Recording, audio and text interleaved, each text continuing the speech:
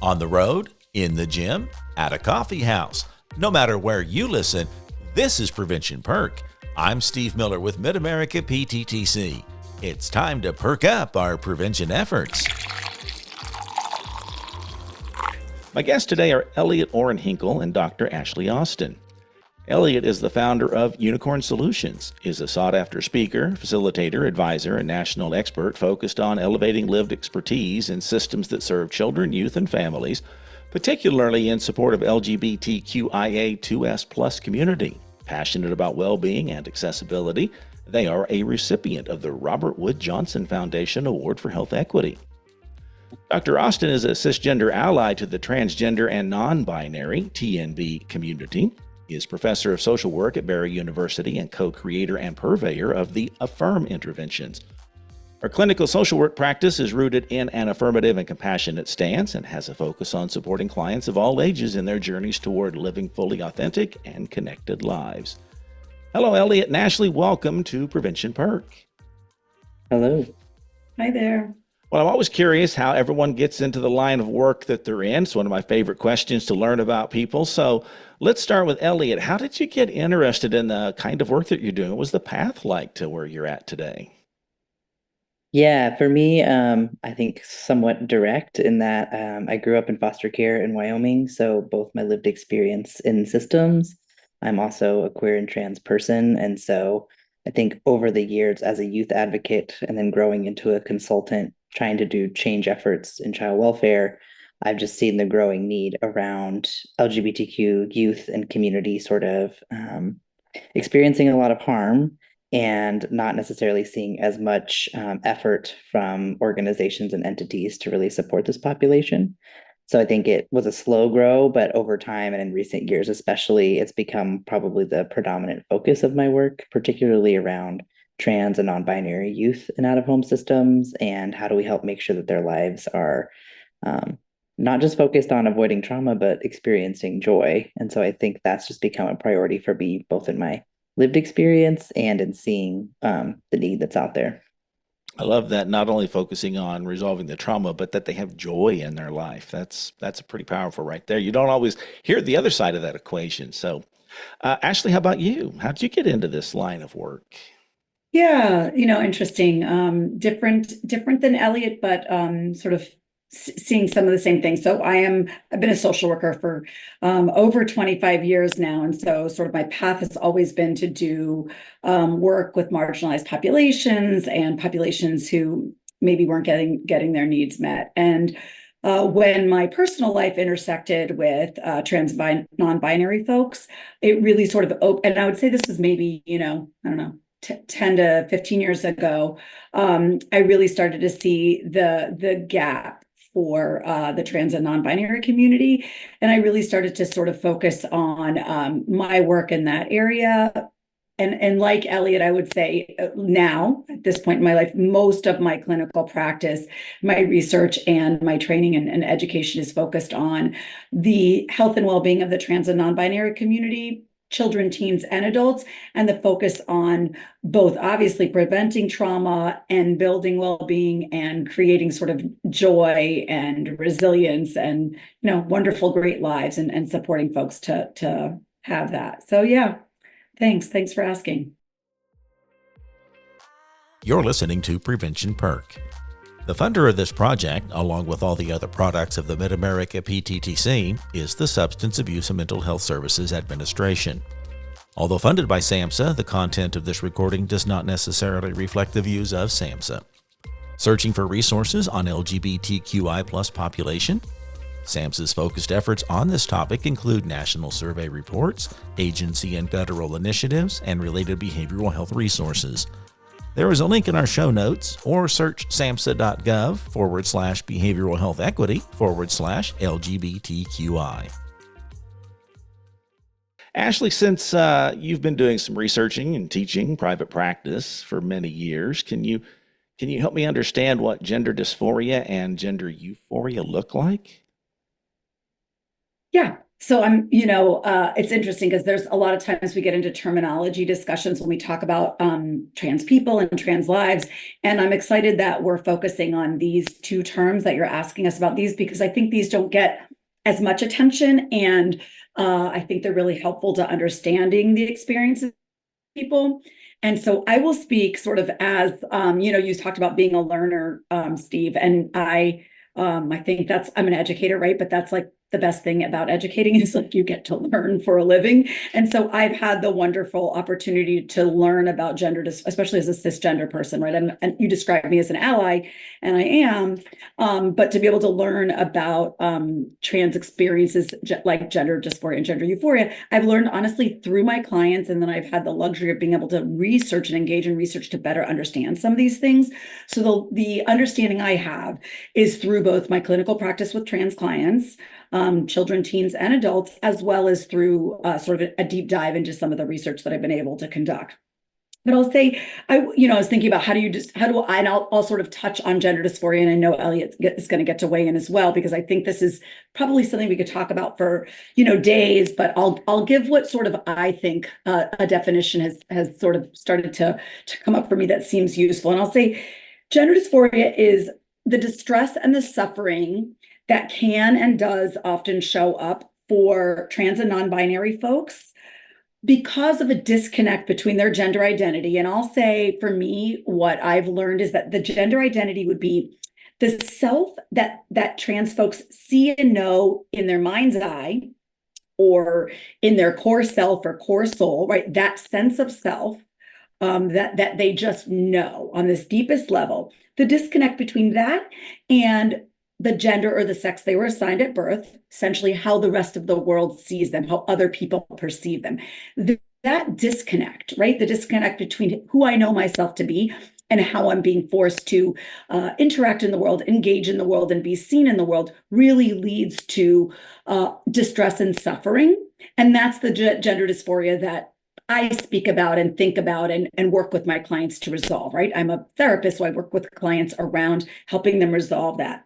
And I think that it's really, really important, because this is something that folks can and do experience related to a broad range of things, including sort of physical attributes, but also social experiences, the way folks are treated by others, what folks are forced to wear or do. And so that's the piece of gender dysphoria that I think is really important, sort of that we start to think about it that way. And I'll lean in again to this word like distress and suffering, because I think a lot of people just see it as like, oh, it's a disconnect, or it's different, or it's something I'm choosing. And I think what is really important is that the clients that I'm seeing are really experiencing quite a lot of pain around this, and it's something that really needs to be addressed. So, and the other thing we'll get into later is that it's important because we can help clients alleviate their gender dysphoria. There are strategies for doing so, and we'll get into that later.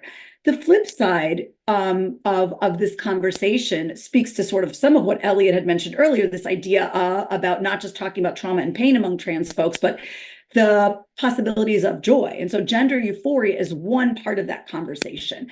And it's a newer concept in the literature and in the research and even my client conversations.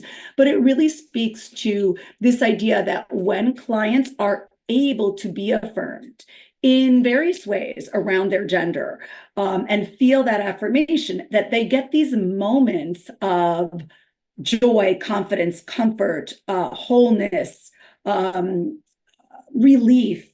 And these moments of gender euphoria are strung together and really contribute to a life worth living, right? A life where I can be myself, I'm recognize myself, and I feel all these good things around it. So this is sort of what we're beginning to see, and we're seeing this in response to moments of affirmation, big experiences of affirmation. So these are really key parts of the clinical work that I do, and I do the research honestly so that it's not just me and my clients who have these great experiences, but we're really expanding the knowledge through the scientific community as well as the provider community about what can and does help support moments of euphoria and joy among trans folks. So I'll stop there and turn it over to Elliott. Well, Ellie, I'm actually curious. I mean, that's a good working definition, or that Dr. Austin has provided. But you've you have the lived experience perspective on this. What's it like to transition and walk through or work through the dysphoria and euphoria perspectives? Yeah, I mean, I think it's different for everyone. I think that is definitely some of the beauty of transition and sort of exploring gender is that it's a little bit different for everybody, what we navigate, what's important to us, what affirms us, and what is not affirming. When I think of dysphoria, I think of course, the feeling of not feeling seen, as in who I am is not being recognized or validated or understood. And sort of that disconnect that happens can kind of almost feel like a form of rejection, where I'm out in the world being myself. And if people can't recognize that or accept it as it is, that can feel really hard. It can also sort of add not a layer of doubt, but this sort of I think something that people experience, particularly cisgender folks, but they don't realize it, is they also experience moments of validation in their gender, where people see them as a man or they see them as a woman. And in those interactions, they probably feel great in those moments, but they don't think about it as relating to, do I feel like a man or a woman? I just feel like myself. For trans people, sort of, going across this journey of trying to be ourselves and being seen in a world that sometimes I think actively chooses to try and not see us as we are, that can be a really distressing experience. And I would say it's almost like a spectrum. For me, dysphoria was uncomfortable and it was related far more to my physical body's experience and wanting to change my body more than it was the social aspect. I experienced a lot more gender euphoria in the social aspect, in the sense of people seeing me and celebrating me, using my name, using the right pronouns, but also having the ability to live. I live in Portland, Oregon now, so I could go shopping for clothes and not worry about what was going to happen at the store. And even the euphoria of someone seeing me, knowing what I was doing, and really supporting me in that store and getting the clothes I needed, not making it weird, not making a big deal of it. So it can be little tiny things and it can be really big things. And so for me, I think it's also been euphoria around finding access to medical care, be that hormone, surgery, whatever.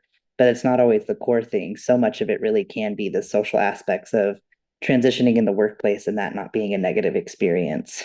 Being in care for young people sometimes can mean also, am I having the experience where my caseworker is advocating for me and sees me as who I am? I've heard young people talk about it as they said, I don't understand this, but I want to support you. And that being even good enough for some young people of like, that, I will take that, right? So I think for me, I see dysphoria and euphoria as something that's like you kind of have to deal with both, and that is just part of life. But experiencing euphoria can be a really helpful and even healing experience for someone to really feel their most authentic self. So I'm kind of curious. I'm assuming, and I don't want to assume, so I'm going to ask. This has been a process you've been working through most of your life, so to speak. Um, has there been a period where you felt like there was more of the euphoria, like it kind of all just started to come together? Yeah, I think probably a couple years into my transition when testosterone had really had an impact on my physical appearance and my voice, it impacted my mental health. Excuse me, it impacted my mental health, as in I felt better. I felt like myself. I was hearing my voice. I was seeing myself in the mirror. I had had the surgeries done that I needed and felt were best for my care. And so I think at some point, I started to find that as I became more of myself, some of the struggles I was having with my mental health were actually starting to go away. And that a big source of it was carrying around this sort of feeling of, I don't feel like myself. I don't feel like people see me as myself. And so having access to care absolutely saved my life and is why gender affirming care for folks can be life saving and life changing care because it can make the difference in us sticking around and feeling good in our bodies, which while we're alive on this planet, we're stuck in this body. So being able to have a good experience with it is really important. You made the reference that you could hear your voice and you could see yourself in the mirror.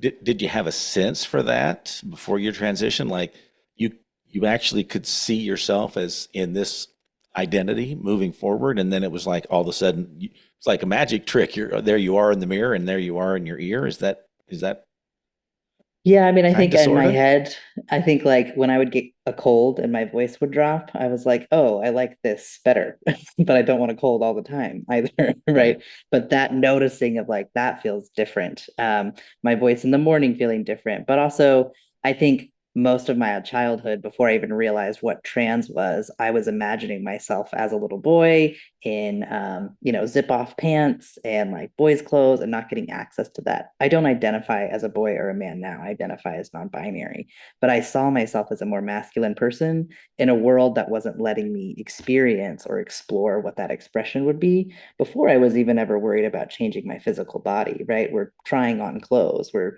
kids. That's part of the task of even adolescence is to try things on, take them off, put them on until it feels right. And so I think as I've gotten older and my identity was able to form, I just started to find, oh, this actually does fit and this can stay and this can stick around. And in addition to that, the social context I was in was a place where I could explore that and not worry about my safety or judgment and just sort of enjoy that. So you use the term gender affirming care. So can either of you kind of give me a working definition of what's implied by that? Yeah, I mean, I think what I'd say is just that gender affirming care, it's not just medical, but it can be, as in, what are the things that are going to help me feel the most authentically like myself? And that might be hormones, and that might be surgery, that might be therapy, but it also might be the experience of going into a service provider and feeling affirmed in who I am through that entire experience, not feeling like I have to explain my identity or that I'm not seen as myself. So gender affirming care for me is almost like so many little experiences throughout every day that I have at the bank when I go to change my name or update something and feel seen there. I think it's so many layers. And so gender affirming care, we can also call it medically necessary care because it also is. And the reality is there's probably a certain level of gender affirming care that cisgender people experience when they go to the doctor because they don't have to get a question of, are you really a man? Are you really a woman? Tell me about your body, justify this, all those things. When you don't have to do that, you don't really have to question if you really are man enough or woman enough in that regard because you're never having to answer that question. But I don't know, Ashley, if there's anything you'd add to sort of that definition. Yeah, it's been really nice listening to Elliott. And I think it's when Elliott mentioned that that there's no single journey, that everybody's journey is different. And it's interesting because as I listen to Elliott, I think, yes, that's very true. And there's some core components. And I always think about like, yeah, two truths, right? Like every single one of my clients, as Elliott shared, had their own journey. There is no single way to experience it or single, like even just the voice example, Steve, like everybody wants a different voice. That this is the voice that makes sense for me and my understanding of my gender, regardless whether I identify as non-binary or transmasculine. This is sort of my sense of self. So there's this like unique journey, and there's some sort of common threads that I think we're in this field all uncovering and sort of recognizing these are the core components, and those are this idea of needing to. And they're really what they are core human experiences that often trans people get denied just because of some of the things we talked about. But the idea of this sort of core experience of needing to have my gender, the way I know myself to be, validated in the world.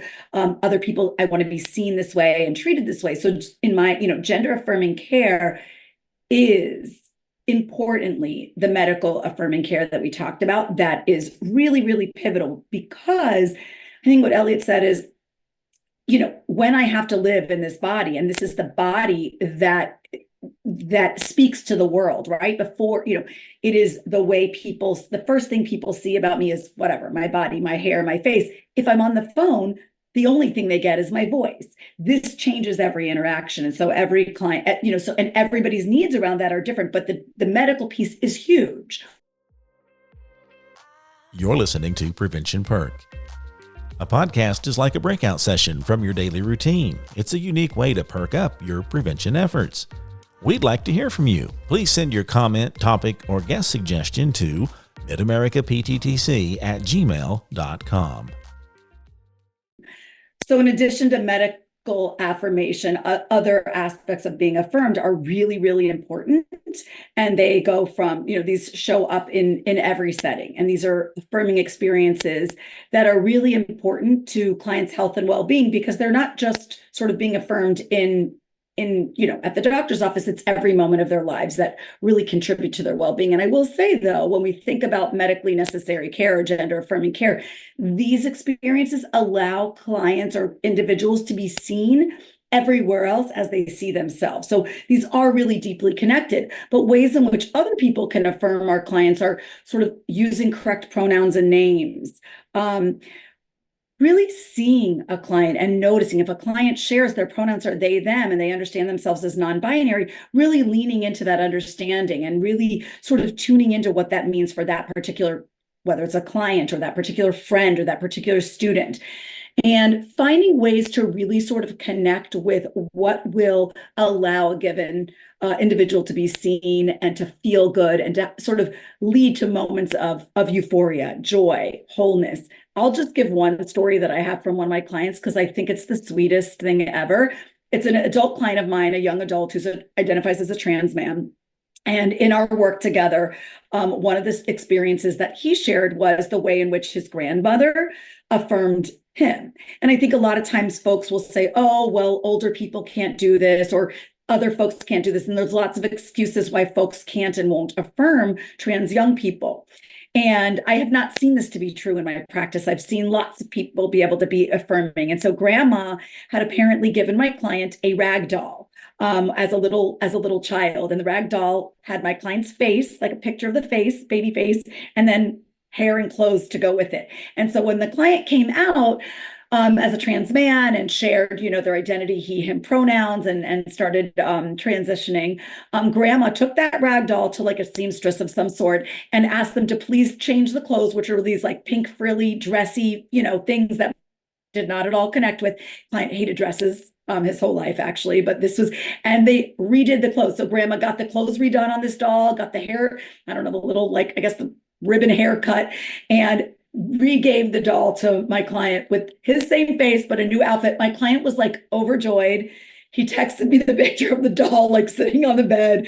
He was just so thrilled. And it meant so much that grandma could see him and wanted to validate and affirm him in this way. So I think about like, there's no single recipe for affirming someone, but really sort of seeing them as who they are, making sure they know you see them and appreciate them and love them and connect to them. Really, I don't know, that's what gender affirming care in the broadest sense means to me. Elliott, what's it like to actually have to navigate this process of affirming care? Yeah, I mean, I think it's hit or miss. I think sometimes folks have the best of intentions of what they are trying to do, and sometimes it just doesn't always land. I grew up in Wyoming, and so I think for me, my expectations of care there were pretty low, and moving to Portland, Oregon was sort of the expectation that it's likely going to go a lot better. There's going to be more access, all of that. And I think for the most part, at the beginning of my transition, especially, which was just kind of like a year or so before COVID happened, I really experienced finding service providers that were competent. I didn't have, huge wait lists, insurance covered things, there wasn't denials. These are all aspects of care that are, in some regards, that do happen a lot for folks, and especially if you're not in a big city with access to care. So part of navigating gender affirming care may be having to educate your providers, having to advocate a lot, be it for yourself or other adults helping you advocate for your needs. And it can also be, I think, exhausting to navigate it. Ideally, though, in the best of circumstances, you feel seen, you get access to the thing you need. Your doctors understand things more than you do because they've studied it so well that they're able to really do their job and support you.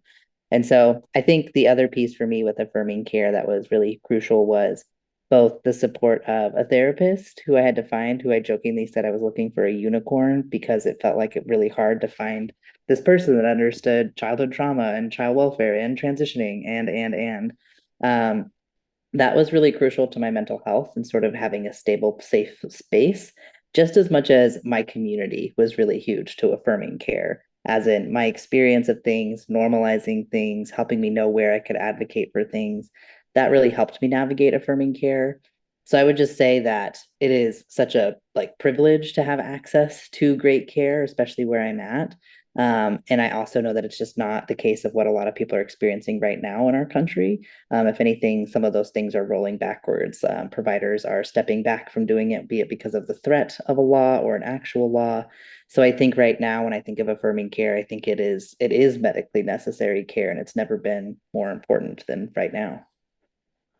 So this is the terminology that you're sharing with me and we're defining is one thing, but just the conversation is a part of, I mean, it's in the news, it's social media. There's a lot of talk about these various issues as a part of our community. And I'm always curious, how can I don't know, deepen my knowledge and get a better understanding of the issues that we're addressing?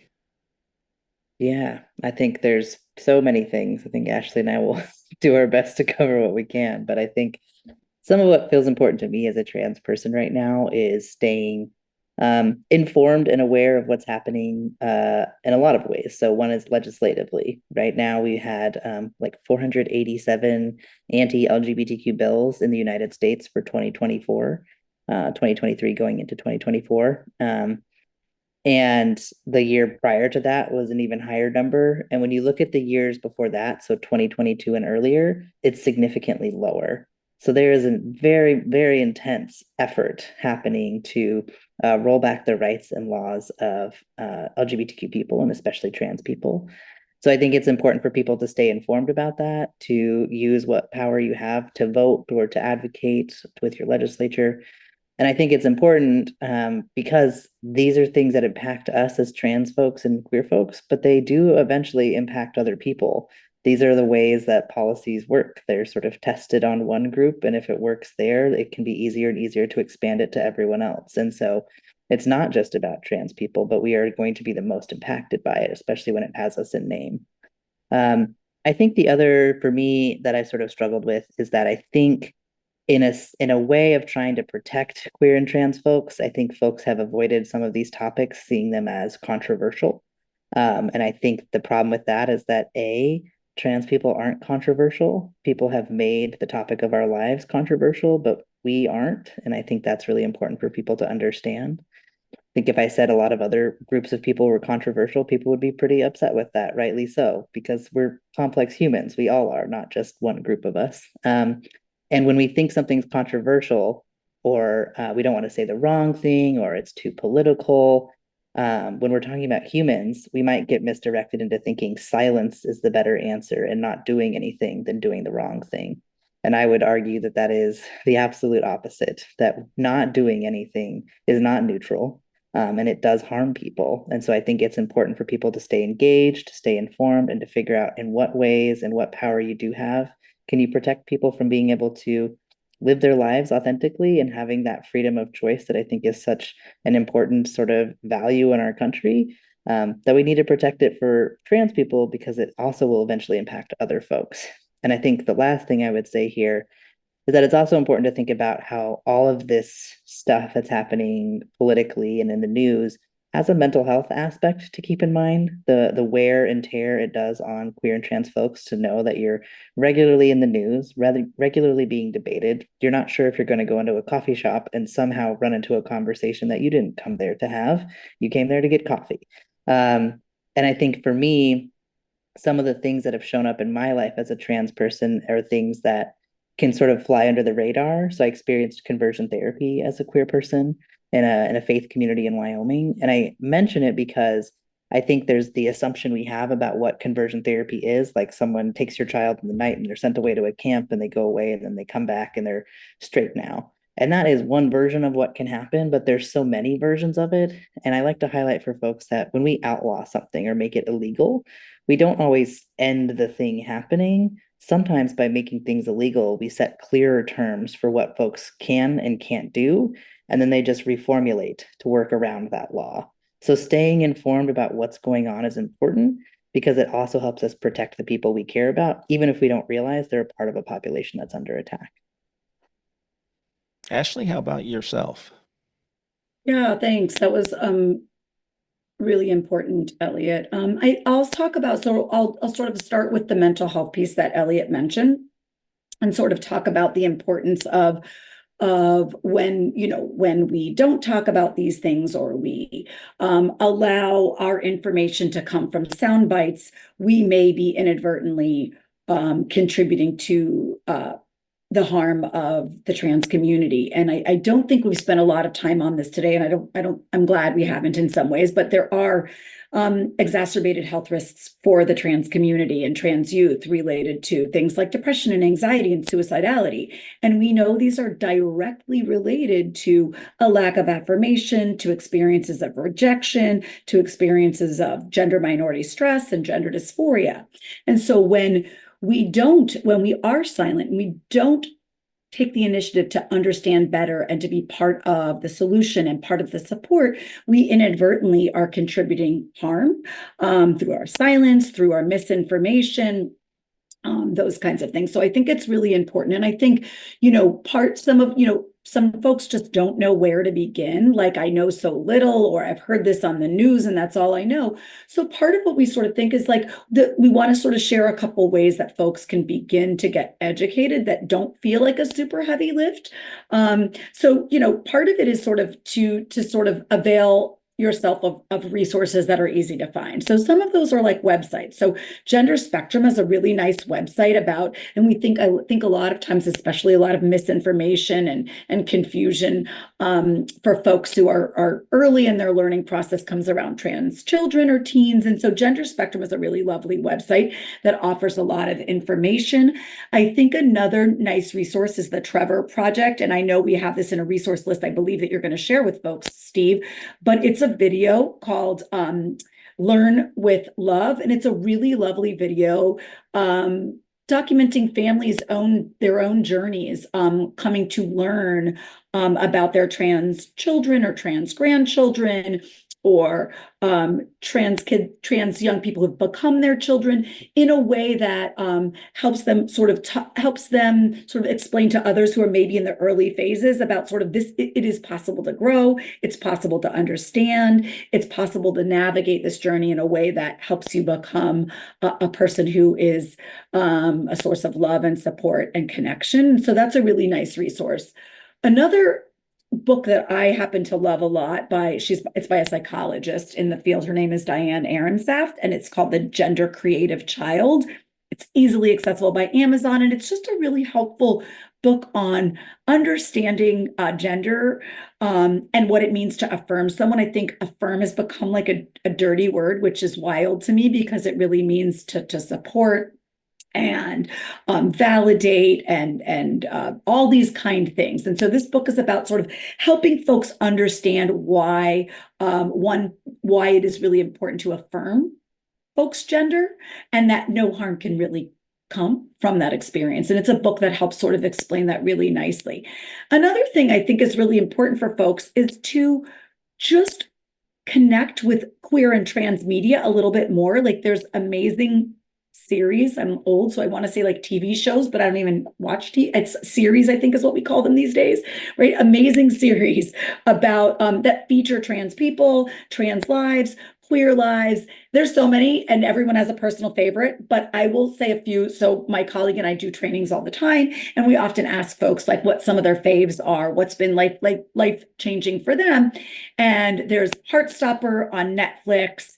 There's Pose, there's I Am Jazz, there's the Umbrella Academy, and like a bazillion more. So I think it's a really nice way to connect to queer and trans lives by watching TV, by really just getting comfortable with these experiences, the fosters.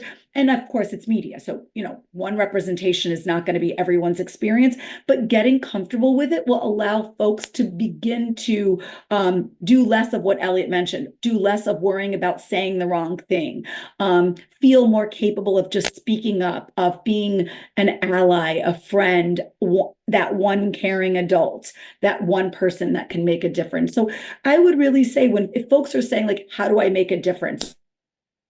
It's important to make a difference. It's important to make a difference for all the reasons Elliott mentioned, and because we know that by being acceptance and affirmation, we are helping move trans kids and adults toward health and well-being. And when we are doing nothing, we are actually not part of the solution. We are actually moving the experience toward harm. And I think this is so true for trans people, especially because this sort of comes up with trans adolescents, the idea of do nothing and wait till they're an adult. That is never a helpful message, right? That is people's bodies continue to change, their experiences continue to happen. So if we're waiting for them to become an adult to help them, we have missed the integral opportunity of helping them feel safe, connected, loved, and attuned to during childhood. And that is so important for preventing trauma and promoting overall well-being. So I think the why is really clear. And the how can be everything from, going to the Center of Excellence's website and looking at all these sort of research-based articles that I've written, other people have written, amazing science coming, global science. Those are available. And on your TV, on Prime, on Netflix, on every channel under the sun, you can find a really good queer or trans show to watch. Amazing books at your library or from Amazon, and just really tuning into this podcast is a really good start. And so sort of building on that momentum. So that's what I would say is sort of start where you can start and just commit to sort of learning a little bit more and doing so with an open mind. Elliott, what can you add to a place we can, seek out more clarity? And I like to think in terms of there's a lot of information out there. Where do we find it, our resources and so forth that add to the conversation in a meaningful way? Yeah, I mean, I think there's a variety of stuff. I think the Soji Center is a great place to look, of course. The Behavioral Health Center of Excellence as well that they have. I think pop culture is also a great place to learn. So I think like Pose is a great example. The Fosters, Euphoria is another good show that's out there.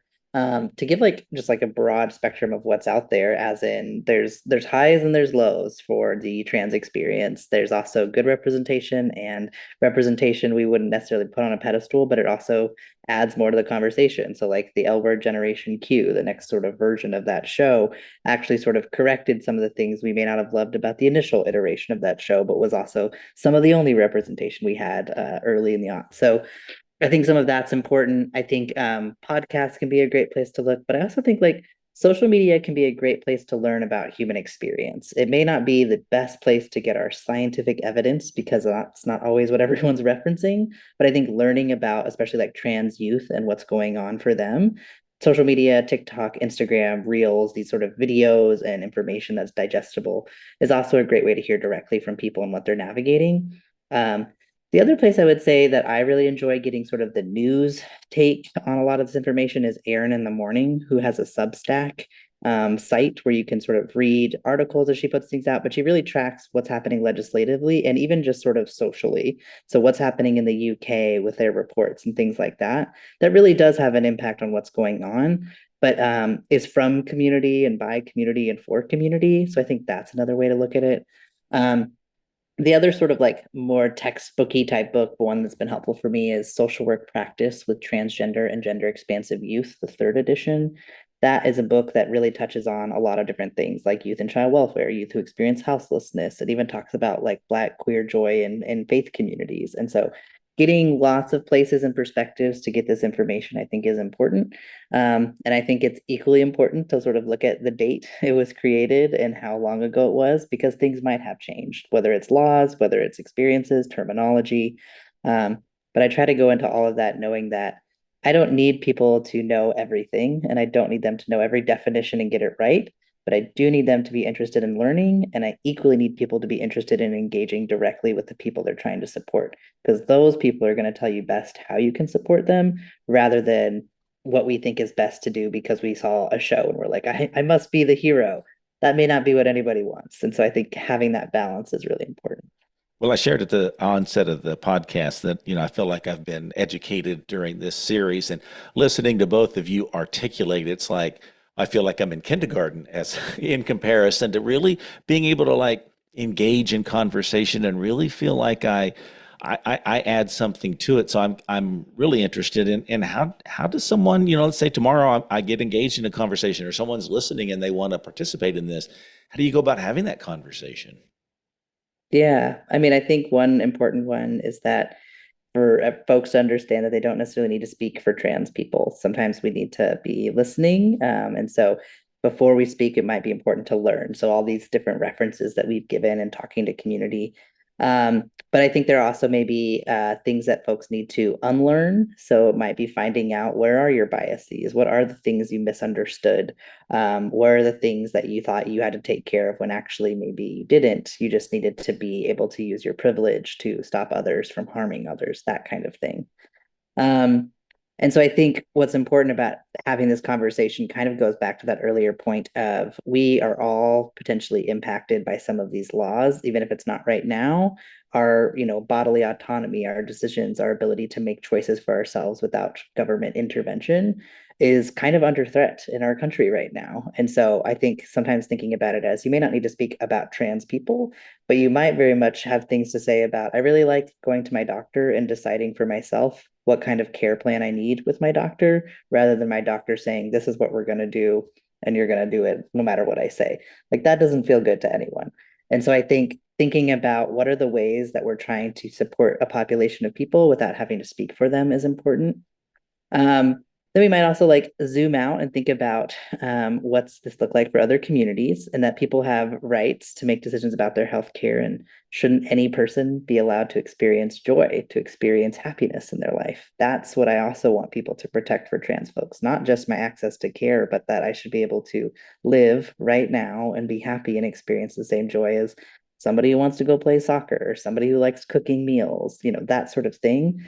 We should be able to experience that right now. That's what I want people to advocate for protecting, not necessarily having to know every legal policy, medical in and out, because there's a lot to know out there and there's plenty of experts. We just also need more people that are willing to defend people having joy and living right now. Ashley, have something to add to the conversation about carrying the conversation? I really agree with Elliott. I think in some ways, the more we can sort of listen and try to understand, so that we know when it's our turn to speak up, when it's our turn to sit back and listen, when it's our turn to help someone else speak.